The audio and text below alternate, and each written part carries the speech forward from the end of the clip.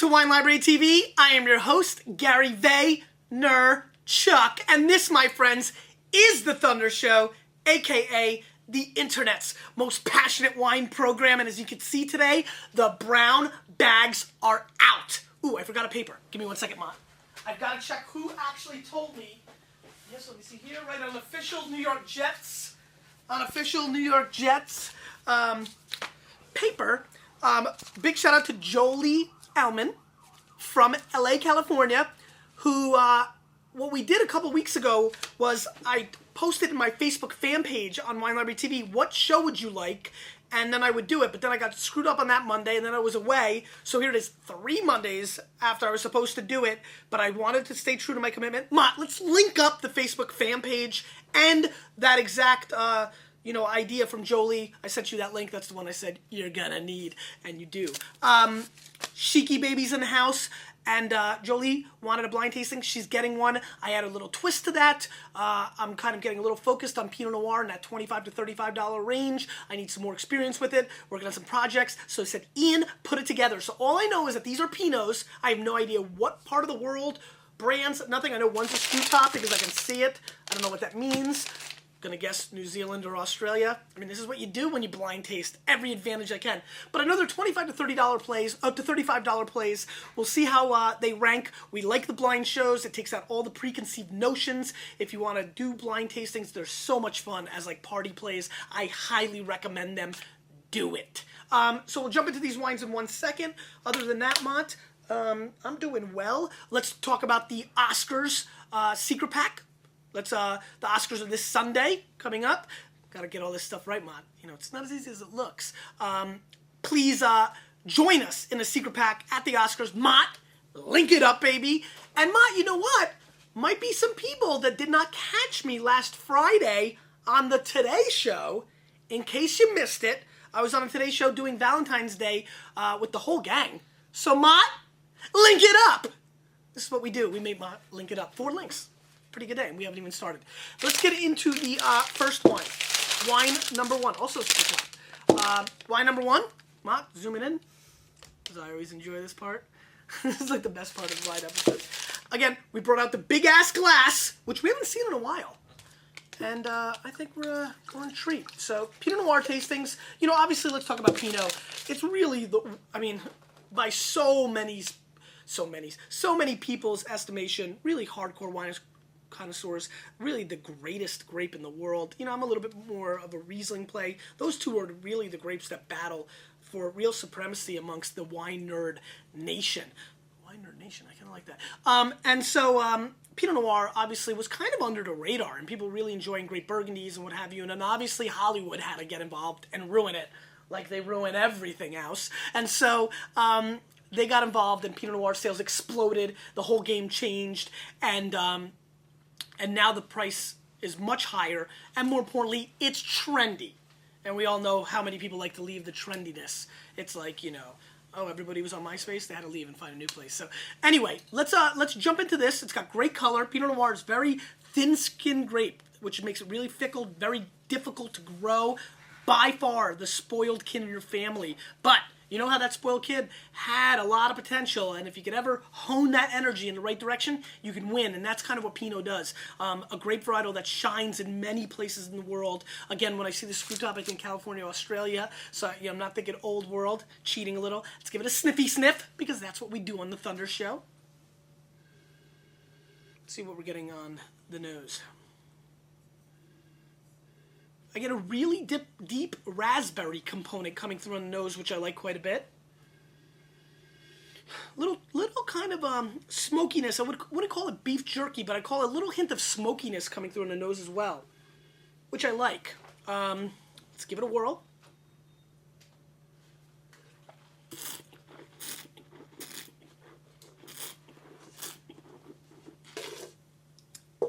Good fruit, little disjointed with the alcohol, big firm tannins, a young Pinot. I'll give it another shot.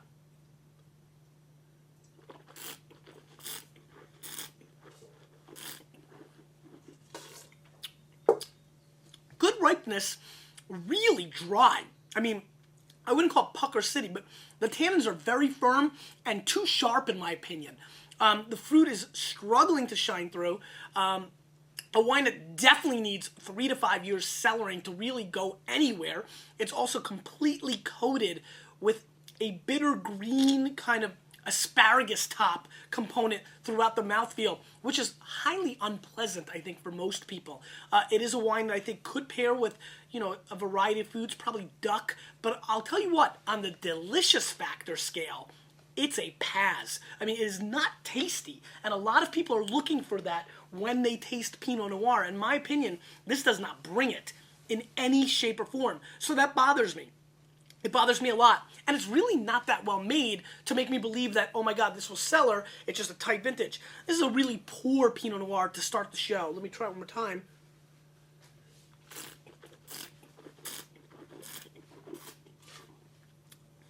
Yeah, I don't like it. The finish is really raw. I mean, it's not awful. It's just not that great either. Gonna make my little notes. We'll unveil in the end. We don't have to guess the prices because another 25 to 35. Let's move on. Two Mott. Is this number 2? Yep, thank you. Give me a little. Wine number 2. Ooh, you hear that little sound? A little extra for the kids. Let's do a little rinse. Now, I don't know if you can see it, Mott, right off the bat, much darker in color. So that'll be interesting to see how that segues into what this is all about. Vino number 2. Let's roll it around. Let's give it a snippy sniff. Now this is starting to get a lot more interesting. Let me roll up my pink sleeve here and get excited. Let me give it one more snippy sniff. Much more intense. Aromatically, this is exploding. I get rose petal for days on the nose, which I like, and definitely a stinky kind of factor. There is definitely a little bit of like a cow poop component on this wine. That's right, cow poop. It has made its presence felt in this wine, and that makes me like it. I like the old world, manure, dirty farm action. It's also rounded with gorgeous strawberries that are just bouncing and now almost like perfume-like strawberries that is starting to take over over the nose. Let me give it one more shot. Yeah, this is much more classic. I really enjoy this nose. Let's give it a whirl.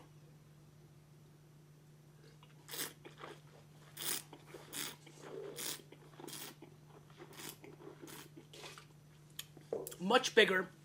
Also very dry. Big, firm tannins. But gorgeous red fruit.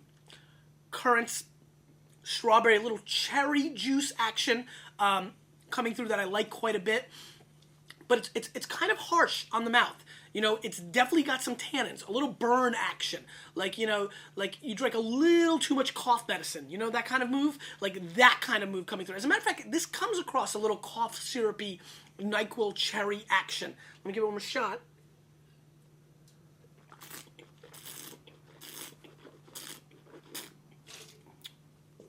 Yeah, good firm tannins. This wine's going to last a little while. I'm going to put 7 to 10 years here. I like this Pinot. Not bad at all. Good effort. Not bad. Might be slightly overpriced because I know it's in that range. But not the worst thing I've ever had. Not a bad effort. Definitely a more exciting play than the last one. Wine number 3. Let's see what we go. And both of those are clearly New World wines, by the way. Wine number 3. I'd be, very surprised if they were from anywhere other than Oregon, New Zealand kind of place. I think they're both domestic at this point. Wine number 3. All right, let's see what's going on here. A little bit more of a classic color, cloudy. Still can see my fingers through it. If you can't, they're pouring too much Petit Syrah in there, or they're extracting a little bit too much. But, obviously when I have my Pinot, I want to see my fingers. Pinot Noir goes extremely well with duck and lighter, game and things of that nature. And I'm very, very fond of it. It got way overexposed for a while. It's kind of fun getting back into it because it seems like the phenomenon and the hoopla has finally started to calm down a little bit.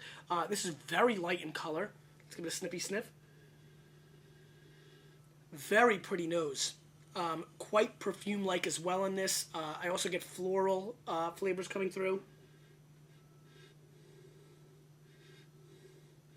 Candy cherry flavors, just almost like candy more than fruit, whereas the last one was really the fruit. This is almost candy-esque. Let's give it a whirl.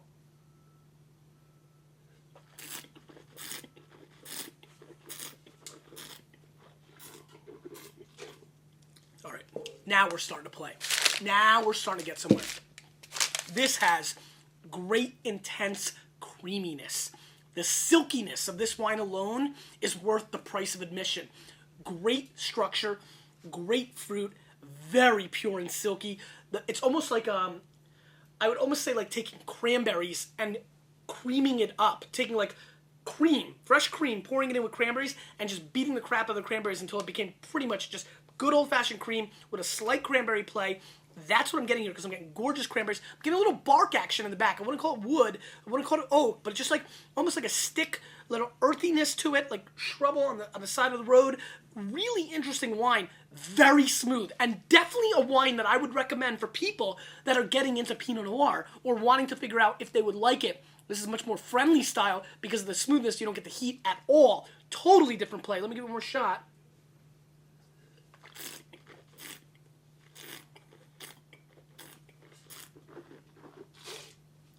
This is beast. This is really good stuff. I like it a whole lot. I like the flavor in the back end. I like the smoothness. This is a very rich, complex Burgundy that drinks, it's funny, I called it a Burgundy there instead of a Pinot. And that's subtle because that's I guess, subconsciously what I think this is, or it may not be. As a matter of fact, it's got such bright fruit. I think it could be a California play that's really just gone Burgundian, maybe an Anderson Valley play, Russian River play. So, a really good wine.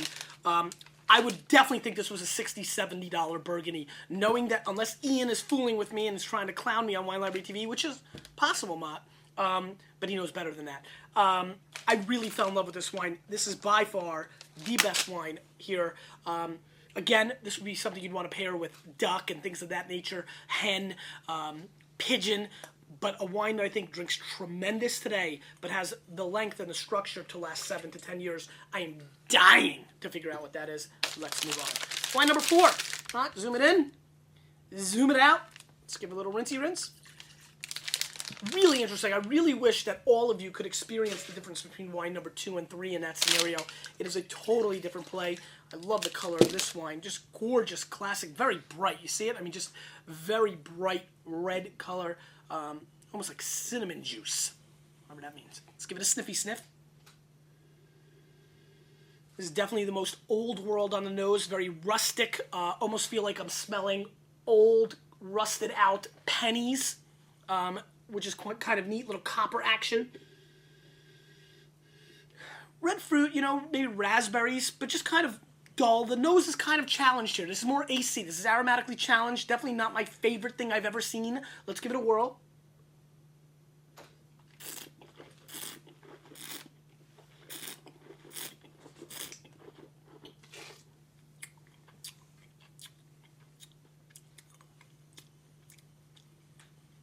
Not loving this.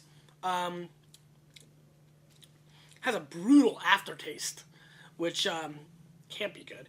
I feel a really wonderful suppressed watermelon flavor on this wine, which I think is quite fascinating. I'm trying to figure, I mean, I don't know if I've ever referred to a Pinot Noir as watermelon, but I almost get like a watermelon flavor under this like disgusting old auto body. It's like almost like finding like this old junkyard and there's like some melons buried and go find them. That's what I feel like I'm tasting here. It's very disjointed.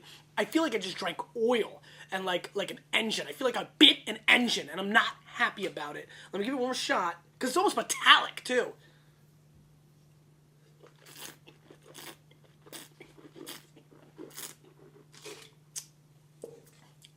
I hate this wine. I do not like this wine at all. It's got no guts, no character. It's a complete bomb. I really don't like it. It's really boring, simple, and a complete waste of time and money. Sheiky, baby. Go take care of it. Chic. Oh, what's tougher than chic? Anyway, let's go to the 5th wine. Wine number 5. My favorite number of all time, so we got to start with the fact that this may get slightly a higher rating than it deserves because it is my favorite number. Mott, favorite number? 8. 8? Very nice. Is that your favorite number? 7. 3. That's one of my other favorites. I actually play 3 and 5 in roulette all day long. All right, by far the darkest wine. I mean, not even close. Just completely dark. Again, much darker. I can still see my fingers through it, so I'm happy about that. Let's give it a sniffy sniff. Ooh, I like this. This smells like a forest fire. Like a forest fire, well, with all the unfortunate situations in Australia, a forest fire that was small, like a campfire. That's what I want to say. A campfire that's been suppressed, and now it's smoky. After you put it out, there's that smokiness in the air. Maybe you get it in your clothes when you come back, you're around fire, and you come back home, and you're like, oh my God, I didn't smell that before. But in this setting, it is so smoky. Yes, that's what this smells like. This is an absolute smoke storm of a wine. Smell this, man. I mean, this is dramatically smoky. Very smoky. Kirsch Royale cherries coming through as well. What are those? Marchand? What do they call them? Maraschino? Maraschino cherry kind of thing. Do you get that? Like almost like, did you get the smokiness? I got the cherry more than the smoke. Really? To me, this is like screaming Smoke City, USA. Ooh, a lot. Very smoky. And I'm liking it. I'm liking the different characteristic of it. It's intense. Let's see what happens on the palate.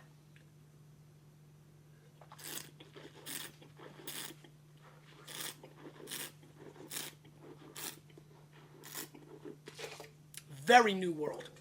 Wow, this is a bomb. Wow. Almost like, what's those Ludemans, or what are those cough drops? Those like red cherry cough drops that used to eat that were the best. We've been through this path before. Somebody leave it in the comments.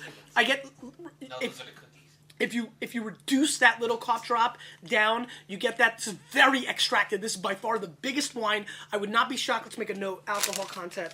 Let's check the alcohol content. I would guess that this is the biggest one, though those first two were hotter on the palate than this is, because this, my friends, is surrounded with obnoxious fruit. The flavors of fruit are just bouncing. I feel like I'm drinking cherry punch. I feel like the Kool-Aid man just broke through my office and was like, what up? I mean, that's what's going on in my palate right now. Let me give it one more shot. New World Fruit Bomb. Much more than the first two. The middle two went Old World. This is going Extreme New World. Let me give it one more shot.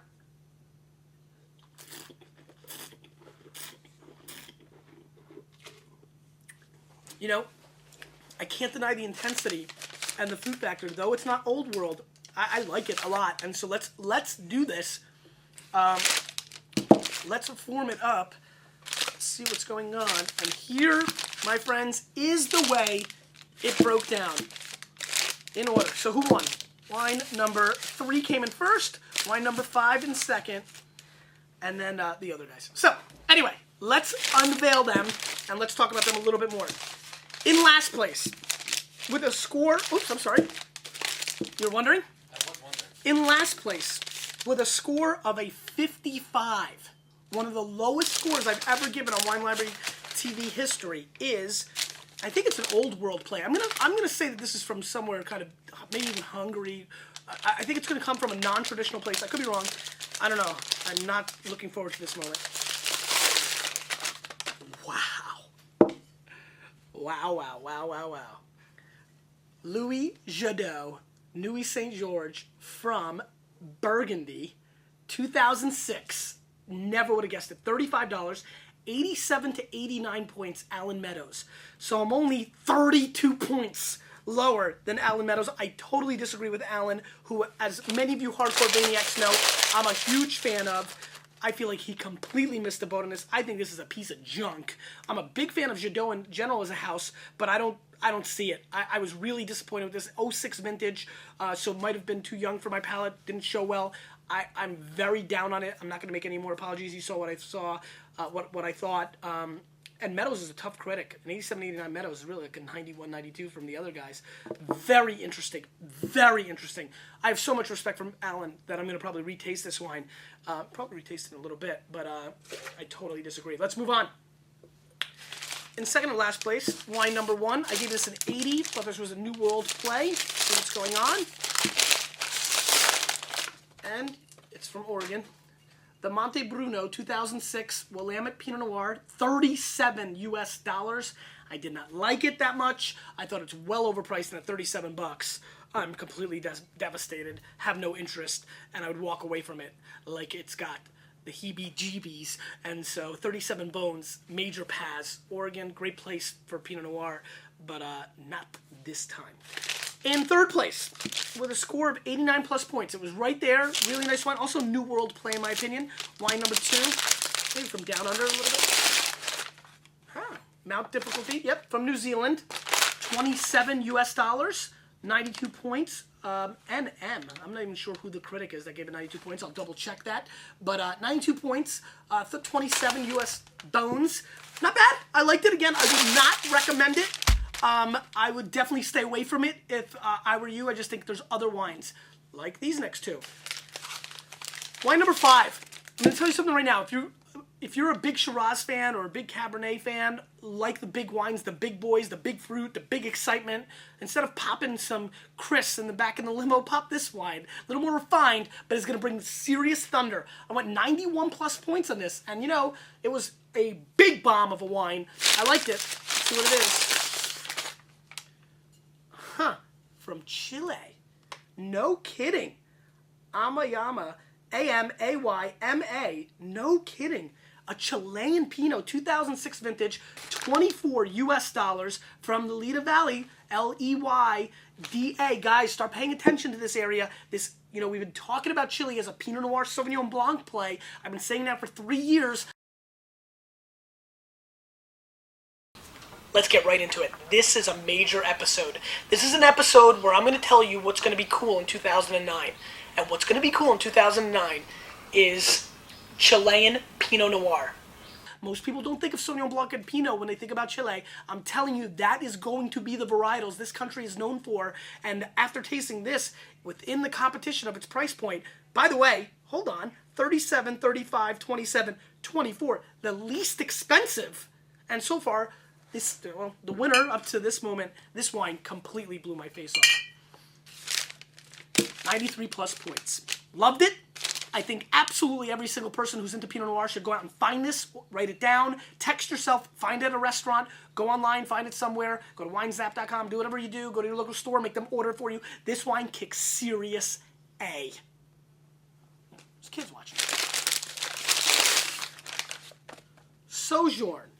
2006 Pinot Noir from California. Let's go, baby. Where's Iron Chic? USA! USA! Unbelievable! The Cali Pinot, and Ian did a good job. He did it from totally different places. Oregon. The Cali Pinot wins it. Sojourn 06 Sonoma Coast Pinot Noir, 33 US dollars. It is a 94-point Pinot Report scored wine. Obviously, the Pinot Report and I are in the same place. I went 93 points, 33 bones. You know, in that price point, $33 is far from inexpensive, but no doubt about it, the best wine, in my opinion, bar none, crushed it. Let's see what's going on here. 3 vineyards, 6 clones make up the 06 Pinot Noir. Clone 115, which is very famous, N77 from San Giacomo, which is an amazing vineyard site. Roberts Road, 115, 777, 667 from Windsor Oaks. How many cases? No, it doesn't say. Unbelievable. 7, Mott, do it right here. Let's call Sojourn. Maniacs, call Sojourn, get on their mailing list, because if they're pumping out this kind of wine, it's not going to be available on retail for a long time. You're not going to be able to find it. Get on the mailing list now. I'm not sure if they kick you off if you don't buy. You want to be on it, because I think when this gets really discovered, because the Pinot Report, great little thing, but most people don't follow it. I'm blown away by this effort. Mott, let's put it up here. 707-933-9753. Call them and tell them you want to be on the mailing list. That's it. Got nothing else. I was going to say something else, but I'm going G-rated. Great show. Very interesting for me to see all the different wines from the world. Pinot Noir, Burgundy getting blasted, which is pretty damn fun because I am a fan of Burgundy wines. Blind tasting. Chile comes in a close second, and $9 a bottle less. Very close QPR play. Question of the day. You know what? I'm focused on this Chile aspect.